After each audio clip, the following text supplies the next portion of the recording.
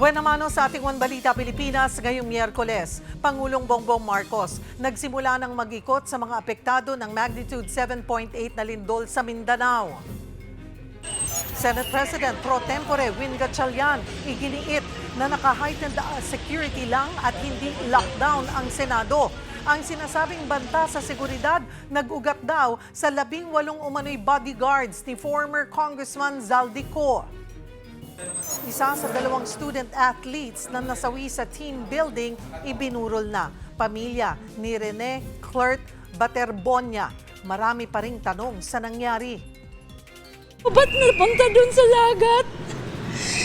Kasi basketball naman yung anak ko, hindi naman swimming. Masakit. At isang Star Works artist pasok sa cast ng Home Along Dariles, The Reunion.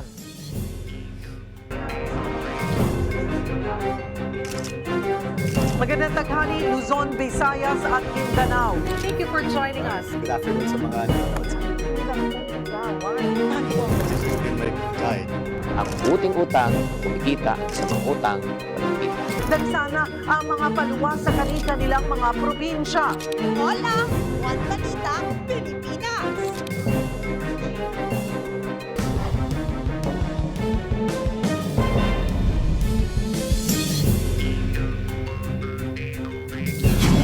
Magandang tanghali, Luzon, Visayas at Mindanao. Pansamantala nang ibinurol sa Quezon City ang isa sa 2 student athletes ng Ateneo de Manila University na nalunod sa team building activity sa Dipaculao, Aurora. Magbabalita, Simon Gualvez. Mugto na ang mata ni Rovelyn Baterbonia nang dumating sa Maynila galing Agusan del Sur.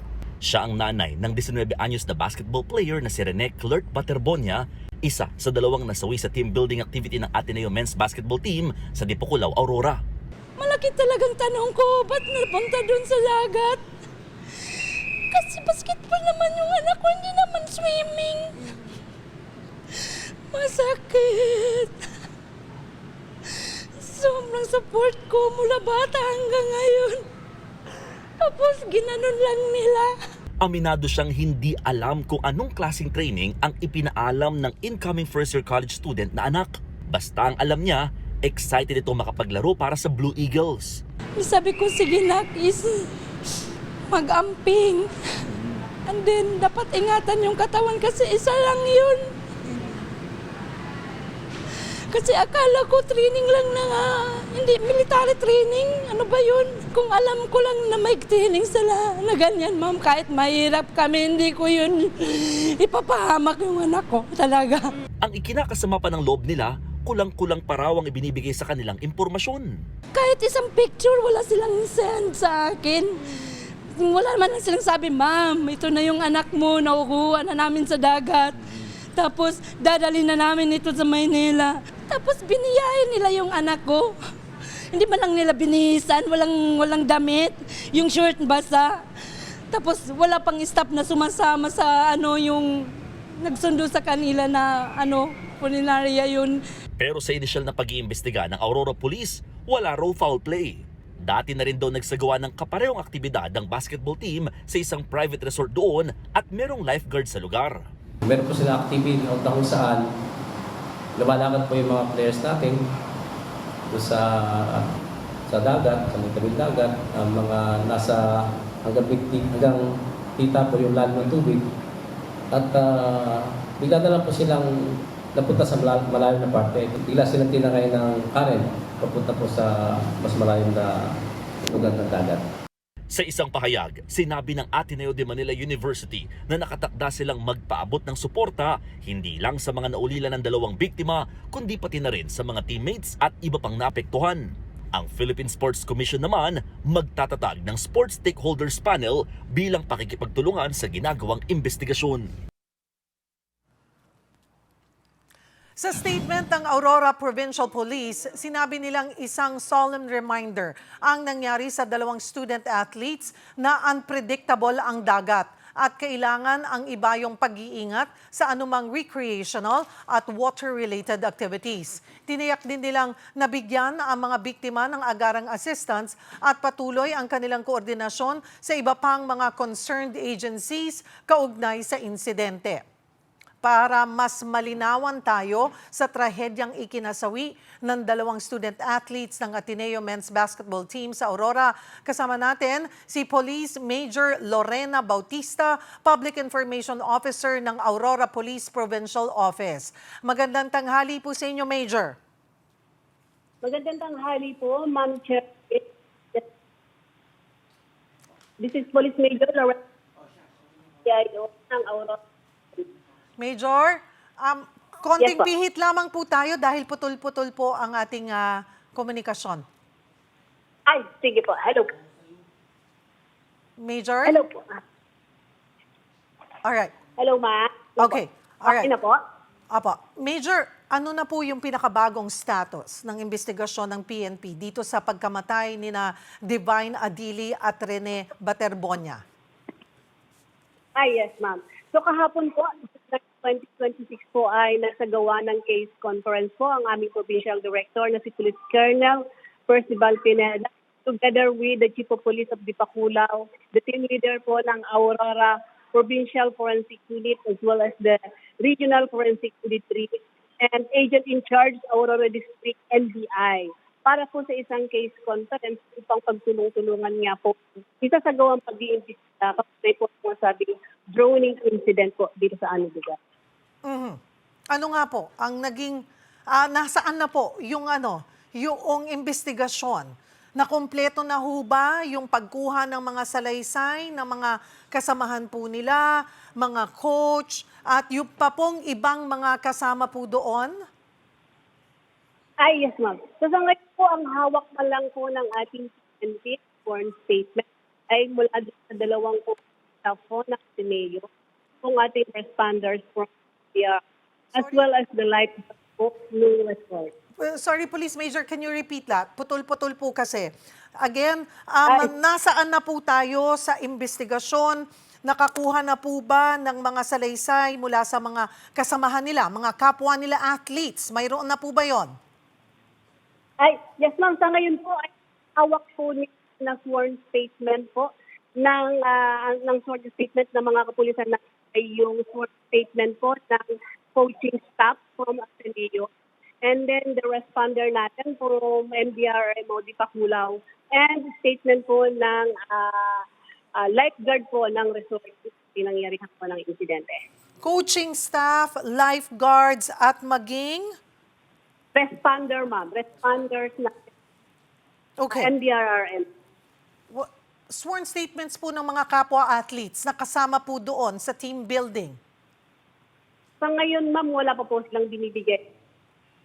Wala pa pong binibigay, meaning hindi po sila kinuhanan ng Aurora Police at Ay, Apo. Although nagkaroon po ng interview po sa lahat na doon sa lugar na pinarikhan coaching staff as well as the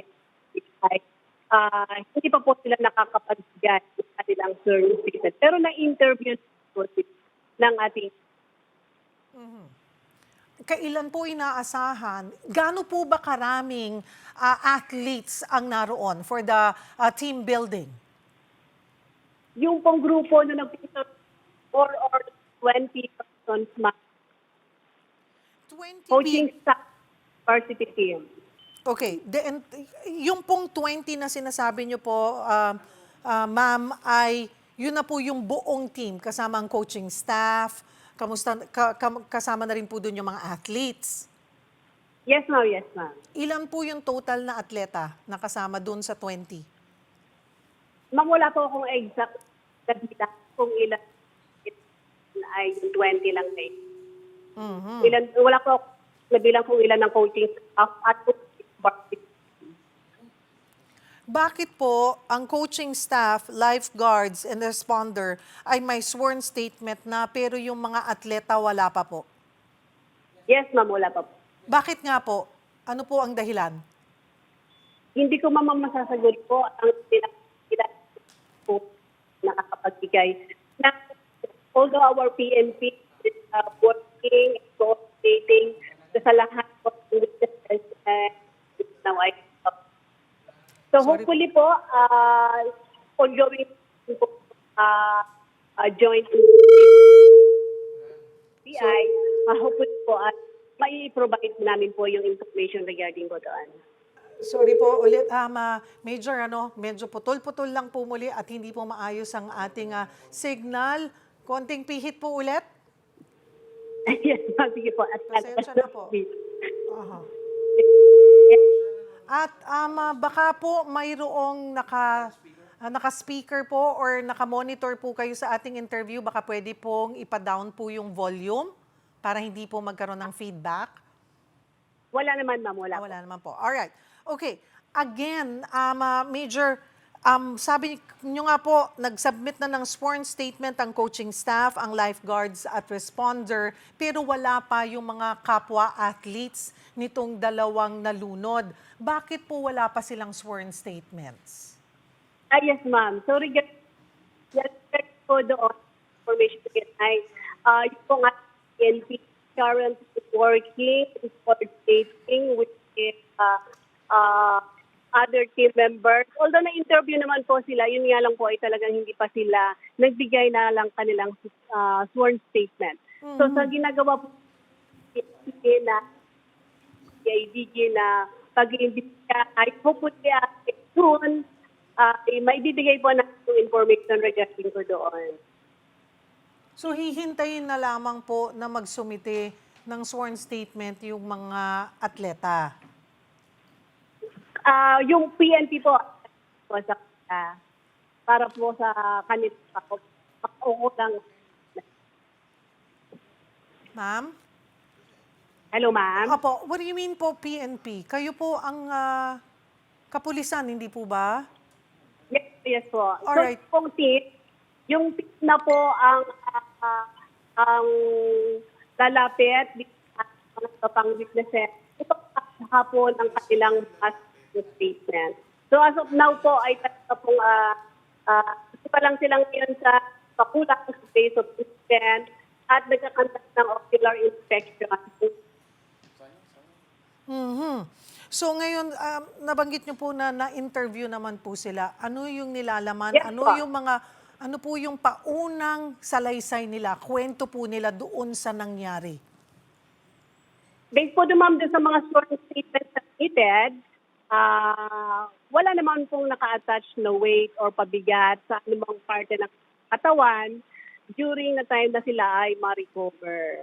So yung pong iba pang interview, hindi ko po masasabi kasi hindi naman po iyon officially pa na po pwede namin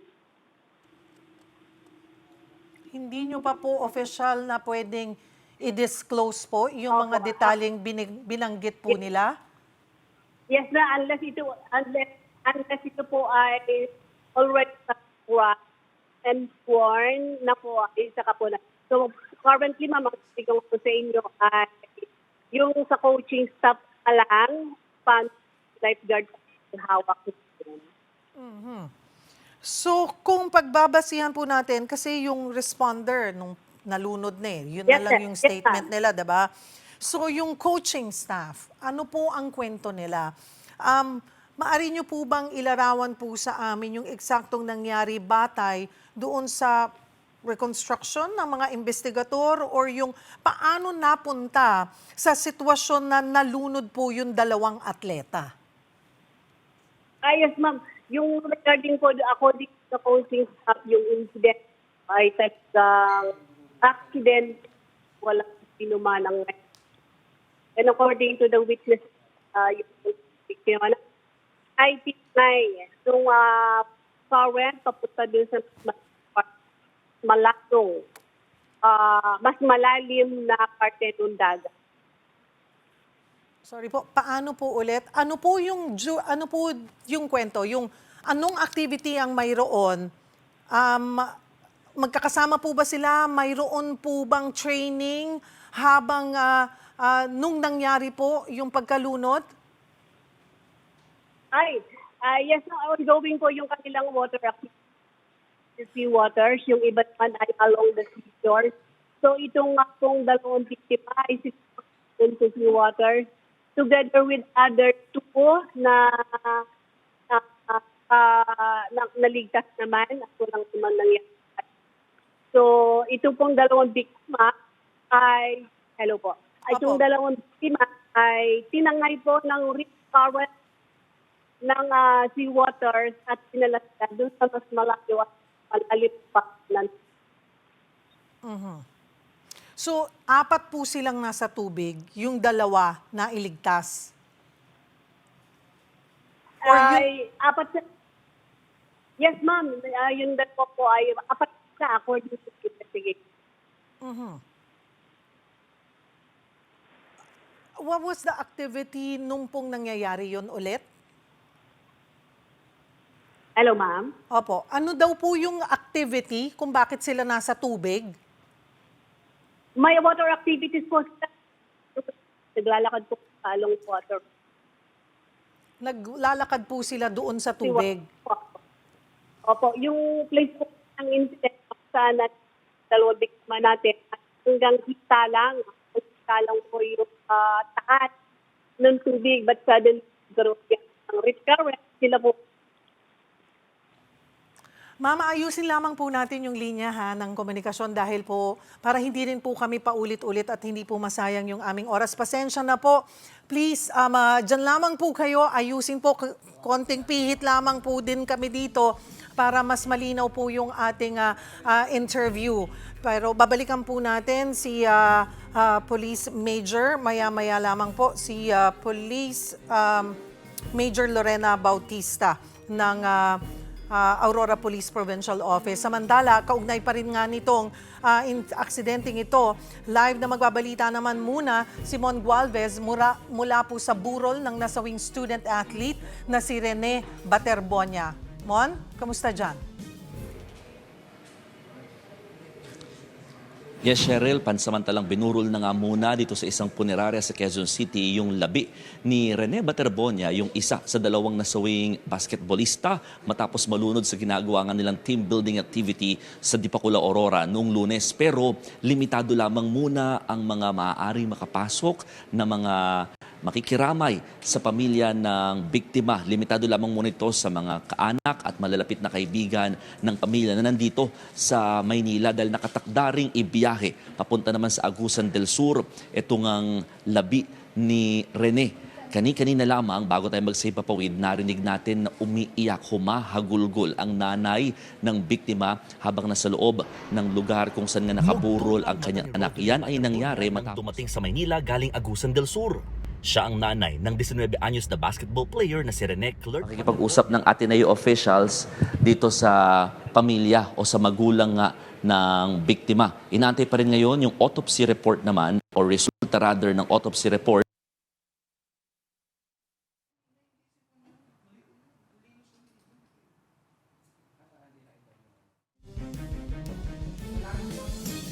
Alright, babalikan po din natin si Mon Gualvez para po ayusin din ang ating komunikasyon sa kanya. Samantala, balikan natin si Major Lorena Bautista. Major? Yes po, yes po. Alright. Ipinagutos na po ng DOJ sa NBI ang pagbuo ng task force na mag-iimbestiga sa nangyari. Nakipag-ugnayan na ho ba sila sa inyo? Yes, ma'am, kahapon po, nagkaroon na po ng case conference ang provincial director with the NBI, CIDG, Forensic Unit of Region 3 as well as the Provincial Forensic Unit ng ating kapitan. Para sa pagsasagawa po ng investigation. So, ibig sabihin po ba nito, whatever information po na nakuha nyo na po mula dito sa insidenteng ito ay ipapasa nyo na sa DOJ or dun sa task force at sila na po ang magtutuloy dun sa investigasyon at kukuha dun sa mga kulang pa pong impormasyon na nakuha po ninyo?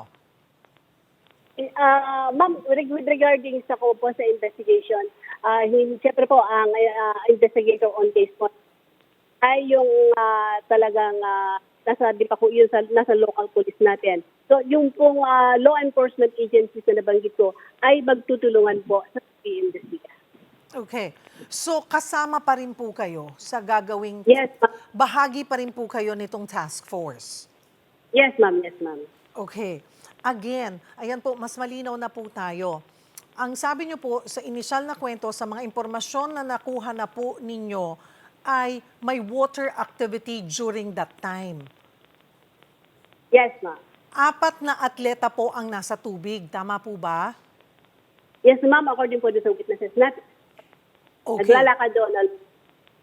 Anong klaseng water activity po ang ginagawa ng 4? According po, based sa press po ng aming provincial director, ay naglalakad sila. Apart po ng kanilang activity. Lakad lang po. At- Sa hanggang gaano kalalim o gaano kalayo po yung tubig? Hanggang hita po ng ating mga... Hanggang hita. As in, lakad lang. Normal na lakad lamang Yes. po? Yes, ma'am. Yes, ma'am. Okay. Eh, ano pong nangyari? Bakit nalunod po yung dalawa? Opo, suddenly po, ma'am, ay nagkaroon po ng rip current. Underwater po kasi rin po at predictable po sa kanyang movement. Ay po kung mga victim ay tinatid sa ating party at malalim na po ng dagat. So, biglang hinigo po sila sa ilalim. Yes po, yung restart po kasi, ang movement po niyan paikot talaga. Sa ilalim po ng dagat, paikot, hahatakin siya doon sa mas malayong part po So, ng parang dagat. ipo-ipo sa tubig? Yes, ma'am, nagpo-form po siya ng letter. Papansin po natin yung movement po niya. Pero yung dalawa, hindi po natangay. Yung dalawa lamang. Yes po, yes po. Ano po yung agad nilang aksyon? Napansin po ba kagad nila na hinigop? Sino po ang sumubok sumaklolo agad-agad? Paano po nauwi Yes. sa pagkalunod dito? Opo, according po sa witnesses, agad nagtumulong yung mga kasama nila at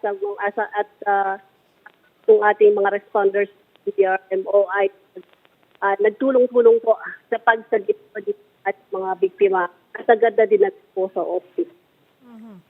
Wala po bang, nagtanong po ba kayo kung mayroon po bang video itong isinasagawang activity po nila, documented? Hindi po ba documented ito para sa dagdag na ebidensya? Wala pa po information hawak kung regard po sa mga nung kanilang activities. Pero ang hawak po namin na naibigay sa forensic ay yung pong DVR copy from resort and then po sa FDR po at gawin sa ngayon ng forensic examination po. Nabanggit po ng inyong provincial director na si Colonel Percival Pineda na walang nakikitang foul play sa ngayon. Ano po ang mga ebidensya o impormasyon na nagtutulak sa ganitong paunang konklusyon? Yes, ma'am, regarding po nga statement po na at based po doon sa mga sworn statement po ng ating witnesses ay wala pong mga nakita na buwis upon recovery ng kanila pong mga bodies. So you're saying po And na, then we are, yes ma'am. Go And then, ahead. we are investigator also ay nagpa-follow up po dun sa result po na medically noong dalawang biktima sa hospital but until re-release din. so kung aksidente lamang po yung nangyari, yung paunang konklusyon, so wala pong may liability? Hindi po natin masasabi ng liability. Kasi, siyempre, titingnan din po natin yung ibang ito, katulad po with regards po doon sa so, the joint agency po talaga ay titingnan po yung aspeto na yon, negligence of the resort owner as well as the school administration. Kasi po, regarding the activity, kasi po nag-organize ng activity. Kagaya po yan, mga estudyante po yan, hindi po ba responsable po dyan yung mga nagdala sa kanila doon sa training? Yes, ma'am. Responsibility po ay ng coaching staff as well as the school, sir. So nakikita po ba sa paunang detalye na mga nakuha, base rin sa mga sworn statement, ay posible nga pong may pananagutan or may pananagutan talaga ang coaching staff? Ma'am, sa ngayon ay wala pa akong nabigay na final report or initial report ng ating joint investigation na kung meron o walang pananagutan po ang coaching staff with regards sa incident. At hayaan niyo po kung magkaroon ay ilalabas naman po yun ng At kinukonsider po ba itong aksidente? Yes, ma'am, based po Okay. Kung statement po ng official report po ay Kung aksidente po, hindi po ba ito qualified doon sa kasong reckless imprudence resulting to homicide? at titingnan din po natin sa ngayon po yung isang palang po ng investigation. Kaya po yung ating police at ay sa ngayon ng officer inspection, interview po dito sa mga bumalik dun sa lugar at witnesses for additional information po ng incident. Doon po dito sa isinagawang initial investigation, ano pa po yung mga nakuha nyo pang impormasyon? Natanong ba? Marunong ba? Magaling bang lumangoy itong mga biktima? May mga safety equipment ba na nakaredy doon sa tabing dagat? Kung sakali mang magkaroon nga po ng insidente, gaano kalapit yung mga lifeguard doon sa mga nagsasagawa po ng activity na ito? Regarding sa tinanong ninyo, I don't have yet complete information. So talagang limitado, kukonti pa po yung impormasyon na alam nyo para po Yes, ma'am. masagot Kasi itong po, mga ongoing. tanong namin. Yes, ma'am. Ongoing pa po kasi, ma'am. Once na po ulit ako ng update, until after it. So ngayon po, Okay. ito, ganito na lang, Police Major. Yes, ma'am. May directives na nga po ang DOJ, magkakreate ng task force. Ang tanging mayroon pa lamang kayo ay sworn statement ng coaching staff, lifeguards and responder. Pero wala pa kayong nabubuong kompletong konklusyon dito sa nangyari na aksidente at kung sino yung mga responsable. Ano po ang directives? Kailan sa tingin nyo magkakaroon ng mas malinaw na istorya ito pong nangyari? Yes, ma'am. Pagka po nagkaroon po ako nakakapagbigay date kung kailan po ito po pero we will provide information once na ito po ay namin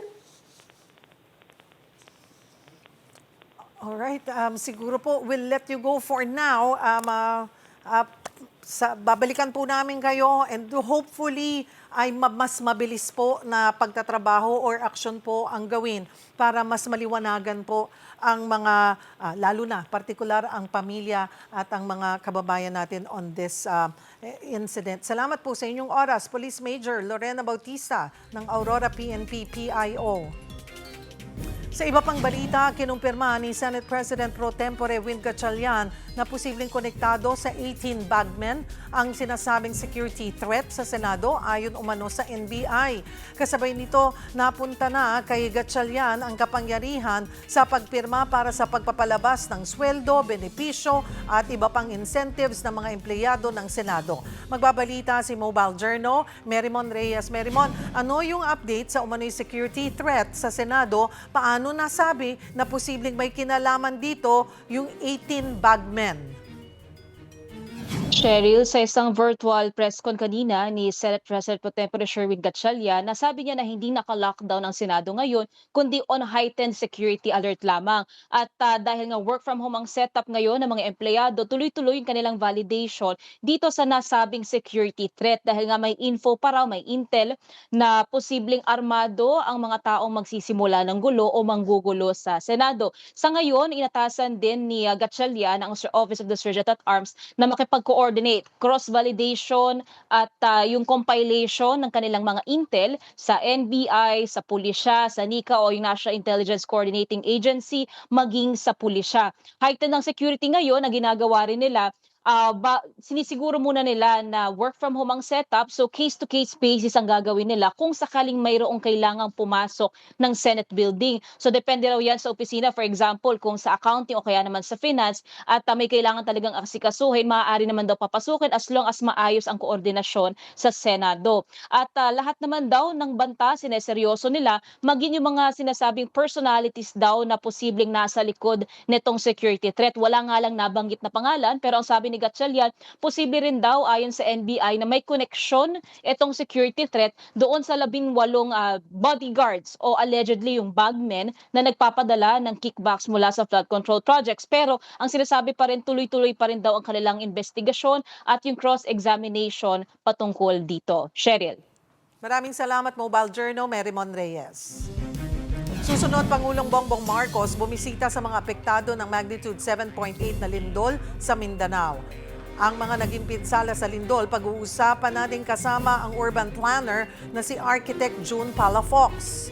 Yan at iba pa sa pagbabalik ng One Balita, Pilipinas.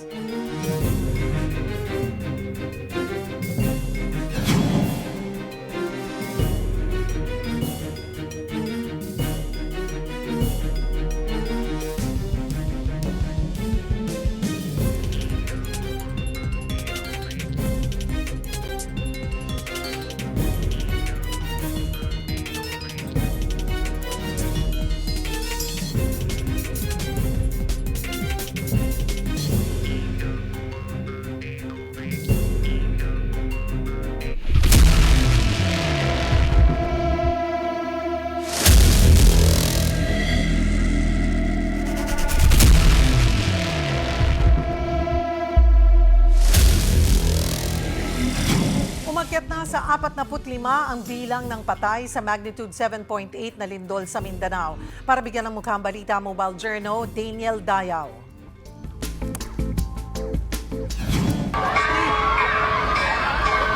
Napatakbo ang mga estudyante nang maramdaman ang malakas na pagyanig sa Alabel, Sarangani. Kuha ito ng teacher na si Zaina sa kasagsagan ng magnitude 7.8 na lindol sa Sofan Integrated School. Sobrang lakas niya po talaga na hindi ka po makatayo, na parang ma-out of balance ka po talaga. Actually po may mga bata nga po kaming nawalan po ng malay kasi sa sobrang hilo po. Mabuti na lang walang nasaktan sa kanila. Napuno naman ng malalaking bato mula sa bundok ang kalsada sa Tampat Maasim. Doble kayod ang mga tauhan ng DPWH sa clearing operation. Sa munisipyo naman ng Glan, nawasak ang mga kalsada. Naputol ang tulay, may mga bahay na nabuwal at gusaling nabiyak ang mga semento. Sa boundary ng Sarangani at General Santos, mga kumot ang ginawang tent ng mga bakwit na badyaw. Problema nila, mainit at walang tubig at kuryente. Manawagan po ako sa ating mahal na gobyerno na sana tulungan po kami sa aming sitwasyon ngayon. Mga na-isolate sa barangay dahil sa sirang tulay. Ang iba, nagbalsa na lang para makatawid sa ilog. May bayad nga lang, 150 sa motor, 50 sa bangka. Nakaratay naman sa ospital ang 22 anyos na si Riza May matapos madaganan ng pader ng kanilang bahay sa General Santos City. Kami nadatugan mi sa kanang simento o kanang kahoy, pero kahoy ang nag-una sa mga lawas, dili simento. Pero ang akong anak nga bibi, okay lang. Ang isa na kong anak, dire lang to, 3. Si Nanay Anasita naman gusto nang umuwi pero napipigilan ng takot. Kay kung maabot din sa balay, asa po may magstay ron, kay among balay hadlok mapud na mo sudlan. Kaya naman sa sulod ang impact sa damage sa among balay. Ang ospital namang ito nagkabitak-bitak. Nasa labas lang ang mga pasyente dahil patuloy pa rin ang aftershocks. Gayon din sa barangay Kalumpang.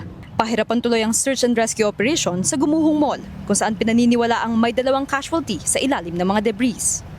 Sakit man sa amin, tanggapin talaga namin. Walang gustong magkaroon ng disgrasya. Gagamit na sila ng heavy cranes sa paghahanap. Sa ngayon, bumabalik na ang supply ng kuryente, kaya nagbukas na uli ang ilang hotel at restaurant. Nagsimula na rin ang pamamahagi ng tulong sa ilalim ng Assistance to Individuals in Crisis Situation o IX program ng DSWD. Merong cash assistance, family food packs at hygiene kits. Nagpaabot naman ng pakikiramay ang kababayan nilang si former Senator Manny Pacquiao. Bagamat nasa Amerika siya, nakikipag-ugnayan na raw siya sa mga team na nasa ground para agad maabutan ng tulong ang mga nangangailangan. Sinisikap na rin daw niya makauwi agad sa bansa para personal na makatulong sa recovery efforts. Mga kapatid, Mobile Journal, Daniel Dayo po hatid ang mukha ng balita. Nagtungo sa General Santos City si Pangulong Bongbong Marcos para inspeksyonin ang mga napinsalang ospital kasunod ng magnitude 7.8 na lindol. Magbabalita si Mobile Journal Ivan Tarinque. Ivan, kumusta ang pagbisita ni PBBM dyan? Cheryl, tama ka nga dyan. No? Bumisita kanina si President Bongbong Marcos dito sa Jensa. No? 4 yung target niyang puntahan ngayong araw. Isa nga dito yung kinakatayuan natin ngayon dito sa likuran. Ito nga Plaza Oval dito sa may Jensa kung saan kasalukuyan papakita natin yung current situation dito. No? Ito yung sitwasyon ngayon dito sa Plaza Oval. Makikita natin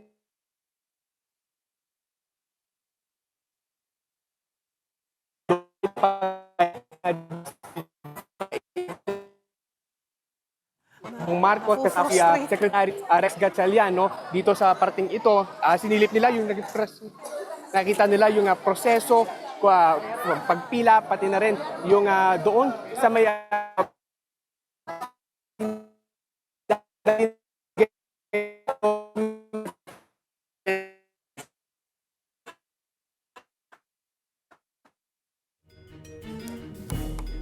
Susubukan po natin balikan si Ivan Tarinque. Samantala, nakapagbigay na raw ng 250 recommendations kay Pangulong Bongbong Marcos ang urban planner at architect na si June Palafox kung paano i-address ang hazards gaya ng lindol. Sa puntong ito, makakausap natin ang urban planner at architect, Sir June Palafox. Magandang tanghali po. Salamat po sa oras.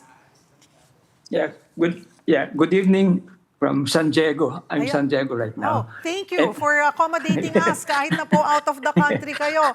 Pero sir, Architect Palafox, 250 recommendations? Opo. Nagsimula akong sumusulat sa lahat ng presidente mula kay President Gloria after Ondoy, 65 recommendations. Kay President Bongbong, mga 250 recommendations. Address the hazards before they become disasters. And thanks naman to Secretary Vince Dizon, sinagot niya recently lang. Okay. And then, I wrote a book also, Towards Resilient Cities Communities. It's 90% less expensive to address the hazards before they become disasters, aside from saving human lives, buildings, infrastructure, and agriculture. And I've written published reports also that corruption kills. Buildings, infrastructures that involve corruption, most likely they will collapse. And there was also a Myers report, Metro Manila Earthquake Reduction Study done by Japan International Cooperation Agency, 2004. All Metro Manila mayors signed in that document. And in that report, they quantified what I've been saying, JICA. 2004 population of Metro Manila with a magnitude 7.2, 50,000 people would have been killed with a magnitude 7.2, the big one we're talking about. And in Mindanao, it's 7.8. Yeah. Kaya I think even professionals like me, architects, engineers, planners, who are aware of any anomalies in structures, I think they should come out now. And the government should protect the whistleblowers, the truth tellers, to save human lives. And also, I've been saying in more than 200 recommendations, now all structures now, especially the old ones, we should do a structural audit, retrofit, and the structural code, building code should be updated. I'm aware that the Association of Structural Engineers of the Philippines, they have been mentioning in seminars that they have recommendations to upgrade the structural code of the Philippines. And sometimes naman, like after Yolanda, we've recommended to increase the minimum requirement for the speed of wind from 220 to 300 kilometers per hour. Nagawa naman yun, pero mabagal tayo. And everybody's expecting na the big one for Metro Manila. And if I remember the JICA report, 50,000 people will get killed, 30,000 for earthquake, 20,000 for the fire that will happen after the earthquake. Metro Manila will divide into 4, north and south of Pasig River, east and west of the fault line. Many bridges will collapse. 3% of tall buildings will collapse, 10% of low-rise buildings will collapse. This is the document 2004. And all Metro Manila mayors 2004 signed on that, and that time the Philbox head, Secretary Solidum. Maybe you might want to talk to Secretary Solidum and also maybe the president of the Association of Structural Engineers of the Philippines. So you're saying po, since 2004, wala nangyari? Wala pong improvement? Patuloy Hardly. po ang... Opo. Opo. Yeah. Like mga bridges, dapat i-structural audit and retrofit. And I have been proposing mas mura yung pedestrian bicycle bridges, maybe all over every kilometer apart of Pasig River. I think 1998 ko pa yata na-propose yan. Para just, worst case scenario, maglakad na lang tayo kung bagsak mga bridges and so on. And then, thousands of kilometers of electric wires, telecommunications will all disconnected. And we should all be ready in our homes, in our offices, in our buildings to be self-sufficient, safe for 72 hours. Because the emergency respondents, they will take care of their families first. Maybe they will all be able to come 72 hours. Just like in our company, we have go bags. We even have helmets for construction, just in case. Architect Palafox, balikan ko lamang po itong nangyaring the big one sa Mindanao. Sa dami po ng mga gumuho at nasirang gusali, masasabi po ba natin na substandard yung mga ito o sadyang hindi lang talaga kaya o kinaya ng ganitong kalakas na lindol kahit na strictly sumunod sila doon sa building code or structural code na mayroon tayo? Yeah, it's both po. Maaring substandard, maaring hindi naaral hindi lang yung superstructure above ground, also below ground. And there are sciences that could address that. And also, hindi lang yung design, pati yung implementation. Did the contractors follow the specifications of the structural engineers, the architects, the geoanalytics, and so on? So, at saka code natin, dapat siguro we borrow from equal earthquake zones. Like we are zone number 4, equivalent to Japan and parts of China and California, except Palawan. Palawan is safer. Opo. You're saying po, architect, na yung structural code natin ay katulad dapat ng Japan. Ano po ba ang mayroon tayo ngayon kung ikukumpara po natin sa dapat na sana na updated or upgraded na structural code? I was just talking to our structural engineers, and kasi structural code natin, based pa sa 1997, then na-update on 2015, and then the Association of Structural Engineers of the Philippines, they have recommendations to upgrade it pa. Like in our company, if I remember it right, our structural engineering of our engineers, magnitude 8 ang target nila, minimum 8. Karamihan ng old buildings, baka wala pang 7. Oo. Kaya kailangan maybe all buildings na should have a structural audit. Like some building owners told me, yung buildings nila nag-survive many earthquakes. And I told them, I'm not sure of that. Kasi let's say a paper clip, you bend it once, it will not break. You bend it several times, it will break. Our steel bars are like that. Our buildings are tired also. So there should be every now and then structural audit. Structural, mechanical, electrical plumbing, and fire protection. And the building officials should be more strict. Dapat talaga reviewin nila yung structural computations. Eh, dahil corruption din, baka iba, hindi na binabasa yung structural calculation. Maglagay na lang. Okay. Not all, pero I hear that from contractors, developers, and structural engineers. Mukhang mga pagbigay ng permit, baka hindi rin review structural computations. Yes, ma'am. Sabi nyo nga po ay nakailang tuwing may bagong administrasyon, hindi kayo napapagod na magsumite ng recommendations. Buti hindi po kayo na-frustrate dahil hindi po kayo napapansin itong mga recommendation na ito. Then, sabi nyo po, Secretary Vince, sumagot kailan lang, ano na po bang Recently sagot? lang.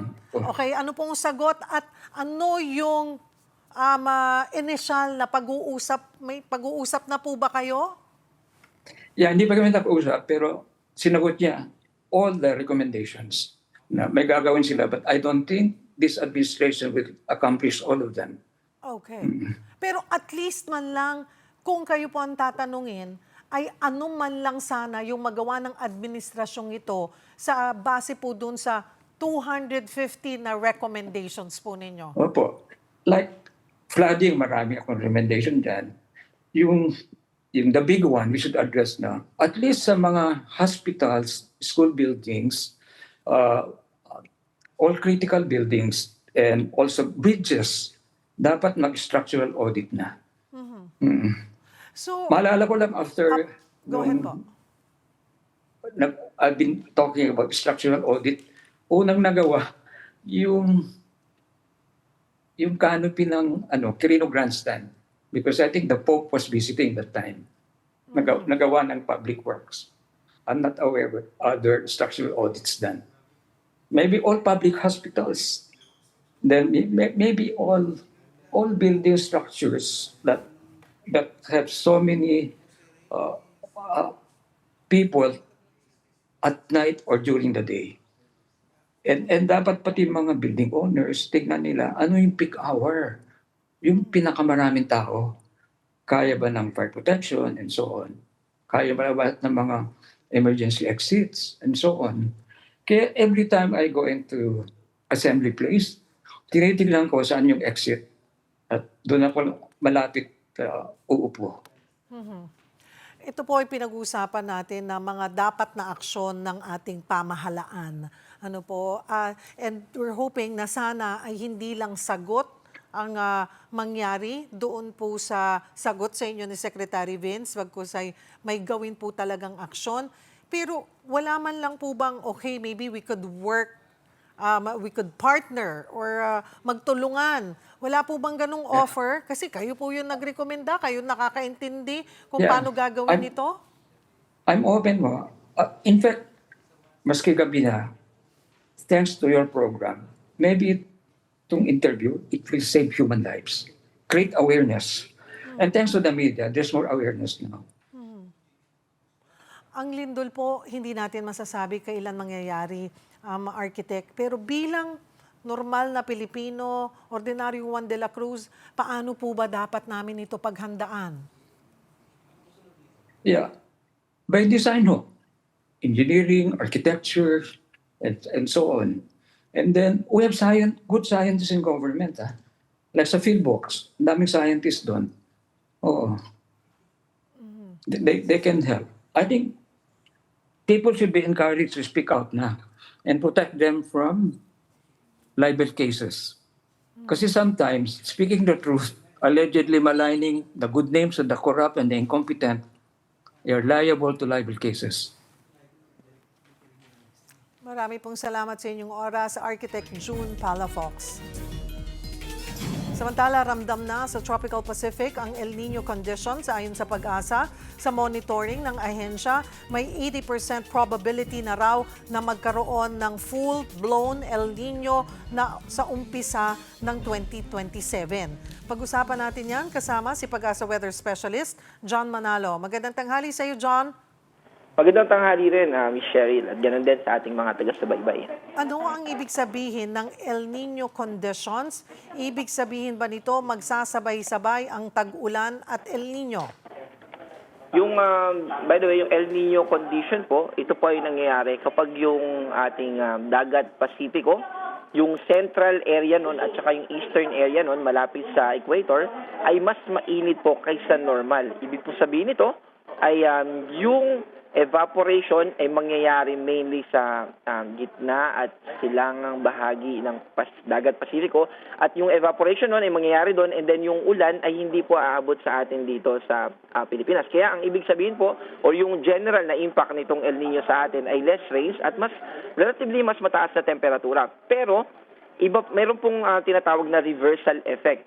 Kapag start po ng hanging habagat at rainy season dito sa Pilipinas, particularly doon sa mga type 1 station, doon sa western part ng ating bansa, nagkakaroon po yan ng, ibig po sabihin ng reversal na effect ay imbis na mas less yung rainfall, may potential po na dahil sa El Nino, during June, July, August ay may potential ito na mas marami kaysa normal yung ulan na maranasan natin sa western section, mainly ng ating bansa. Ibig po sabihin nito, kahit na may El Nino, may mga lugar sa ating bansa na posibleng makaranas ng mas malalakas na pag-ulan. Pero in general, at the last quarter po ng taon ng 2026, taon ngayon, ay dito natin nakikita na magiging malaki o mas mararamdaman natin yung epekto ng El Nino na mas konti yung ulan at mas mainit.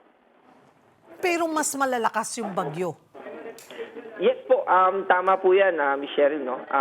Yung relationship naman po ng El Nino, o particularly yung ENSO. Yung ENSO po, by the way, yung term na kung saan ay yung ENSO, El Nino Southern Oscillation, may tatlong category po yan, yung El Nino, neutral, and La Nina condition. So kapag El Nino po, dahil po dun sa binanggit natin kanina na mainit yung Central and Eastern Pacific, yung formation po kasi ng bagyo, isa sa mga ingredient niyan kailangan ng updraft or yung movement ng hangin, yung binabanggit din po natin na evaporation.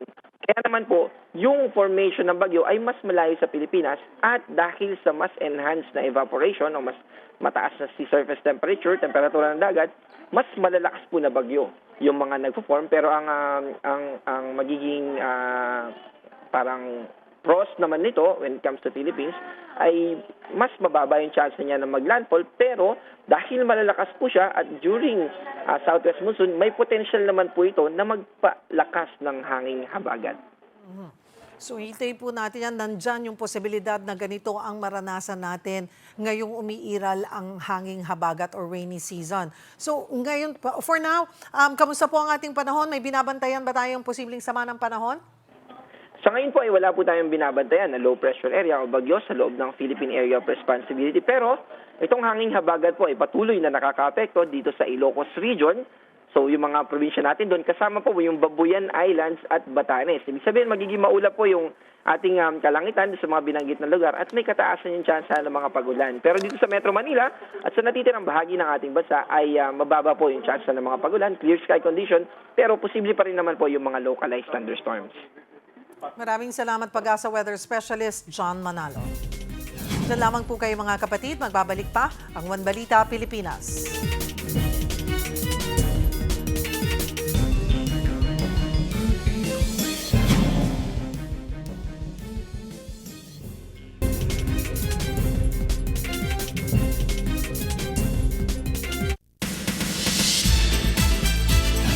Hola mga kapatid, hataw si Starworks artist Celine David matapos ma-launch bilang parte ng Block 1 under the mentorship of the one and only Johnny Manahan just almost a month ago. Pero ngayon sunod-sunod ang guesting ni Celine sa Vibe at Good Morning Kapatid. At finally may bago rin po siyang pelikula kung saan isa na po siya rito sa mga batang bida. Yan ay walang iba kundi ang Home Along the Riles, The Reunion na mapapanood na nga sa June 17. Hindi nga makapaniwala si Celine na napabilang siya sa tinatawag na niya ngayon extended family. Kanina pa po ako nakikinig sa lahat ng kwento po nila, and parang napipil ko din po habang nagsushoot na parang nasa paligid lang din po siya, even though na bago po ako, ramdam na ramdam ko po yung saya and yung pagiging pamilya, and sobrang thankful po ako na may extended family na rin po ako. Kasi tuwing magsushooting po kami is like parang outing lang po, parang nag-hangout lang din po with the family. Congrats, Celine. Ito pa, isa pang world-class Starworks artist, si Molly Langley. Siya naman po ang gaganap bilang world-renowned Latina singer na si Gloria Estefan sa teatro dito sa Pilipinas via On Your Feet. Tampok po dito ang buhay at tagumpay ng mag-asawang Gloria at Emilio Estefan sa mundo ng Latin at international music. Kasama po ni Molly sa produksyon si Kayla Rivera at ang Cuban-American actor na si Jason Canela na gaganap bilang si Emilio Estefan. It's a great honor to be playing her. I feel so grateful, and I have to do justice because she is an icon. I did countless of research. I watched her interviews. I read everything I could find online about her. Heto pa, Ticket War! Oh my gosh! Ganyan na naging eksena sa first day ng pre-sale ng tickets sa arirang concert sa Bulacan ng global sensation na BTS. Guys, sold out agad ang tickets in just 3 hours. Ayon po yan sa Live Nation Philippines. Kaya maraming ulit na nag-aabang sa second day ng pre-sale ngayong araw, pero an hour ago lang, sold out na rin po ito. Pero fret not mga ARMY dahil bukas magsisimula ang mismong general sale. Gaganapin ang inaabangang concert ng BTS sa March 13 at 14 next year sa Philippine Sports Stadium sa Bulacan. Kita-kita tayo doon. Yan ang latest sa showbiz. Balik sa'yo, Cheryl. Thank you, MJ. At yan po ang mga bumabanderang balita at public service sa inyong tunay na kasalo sa tanghali. Hanggang bukas, dito sa Balita magpapabusog sa inyong kaalaman. Ako po si Cheryl Cosim. Kami ang inyong kapatid sa public service. 1PH, teleserbisyo para sa Pilipino.